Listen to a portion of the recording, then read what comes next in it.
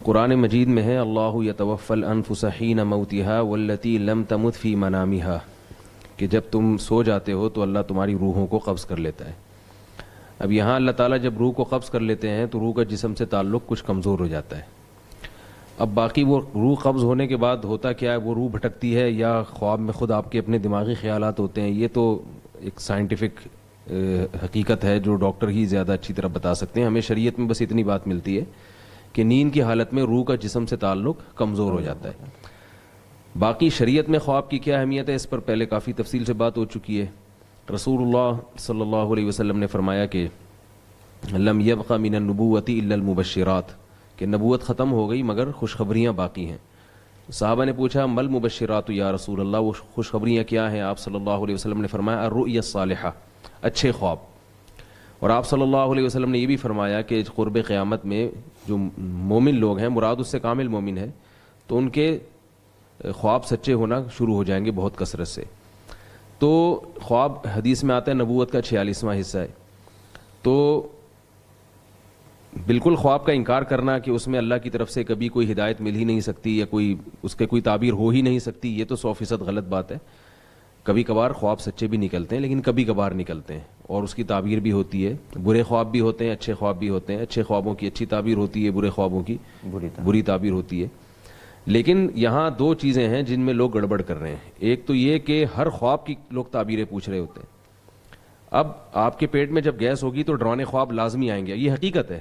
لوگ اس کو، میں جب یہ بات کرتا ہوں لوگ اس کو مزاح سمجھتے ہیں، یہ حقیقت ہے۔ آپ تجربہ کر کے دیکھ لیں، جب آپ کو قبض ہوگا تو آپ کو ڈرانے خواب آئیں گے۔ کسی بھی ڈاکٹر سے پوچھ لیں، کسی بھی حکیم سے پوچھ لیں، جب آپ چت لیٹتے ہیں اور پیٹ میں آپ کے گیس بھی ہو تو آپ کو ڈرانے خواب آئیں گے۔ اس سے گھبرانے کی ضرورت نہیں ہے، اس میں آپ کو سانپ بھی آئیں گے، چڑیلیں بھی آئیں گی۔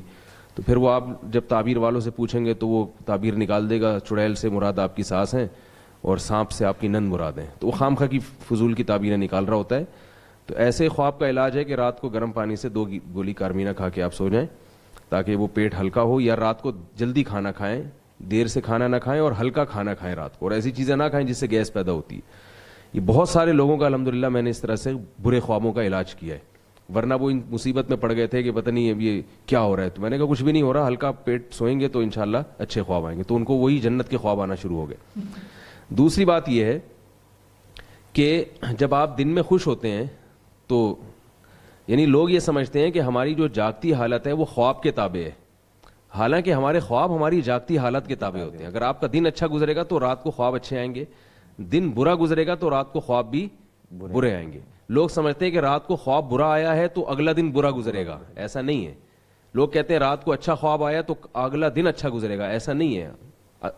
رات کو خواب اس لیے اچھا آیا ہے کہ آج کا دن آپ کا اچھا گزرا تھا، تو اس کی طرف بھی توجہ دینی چاہیے۔ اور دوسری بات یہ ہے کہ گراؤنڈ ریئلٹی جو ہے نا اس کی اہمیت زیادہ ہے۔ خواب یقیناً نبوت کا 46واں حصہ ہے، لیکن نبوت جو عین نبوت، جو وحی کی تعلیمات ہم تک پہنچی ہیں، ان سے جو چیز ہمیں پتہ چلتی ہے اس کو کبھی بھی خواب کو اس پہ ترجیح نہیں دینی چاہیے۔ مثال کے طور پر شریعت کا ایک اصول کیا ہے کہ گراؤنڈ ریئلٹی کو دیکھ کر آپ فیصلے کریں، زمینی حقائق کو دیکھ کر فیصلے کریں۔ مثال کے طور پر تجربہ یہ بتا رہا ہے کہ اس کاروبار میں نقصان، جس نے بھی ہاتھ ڈالا ہے اس کو نقصان ہوا ہے۔ اب آپ کو خواب آیا کہ میرا کاروبار، میں اس میں پیسہ لگاؤں گا، انویسٹ کروں گا تو بہت ترقی کروں گا۔ تو گراؤنڈ ریئلٹی کیا کہہ رہی ہے کہ بھئی ابھی تک کسی کو اس کاروبار میں ترقی نہیں ملی۔ آپ صرف خواب کی بیس پر اگر وہ کاروبار شروع کر دیں تو اس میں آپ کو بہت نقصان ہو سکتا ہے، کیونکہ شریعت کیا کہتی ہے، مشورہ لیا جائے ماہرین سے۔ تو جو بھی ماہرین آپ ہیں وہ آپ کو مشورہ دیں گے بھئی ہم نے اس میں انویسٹ کیا تو ہمیں نقصان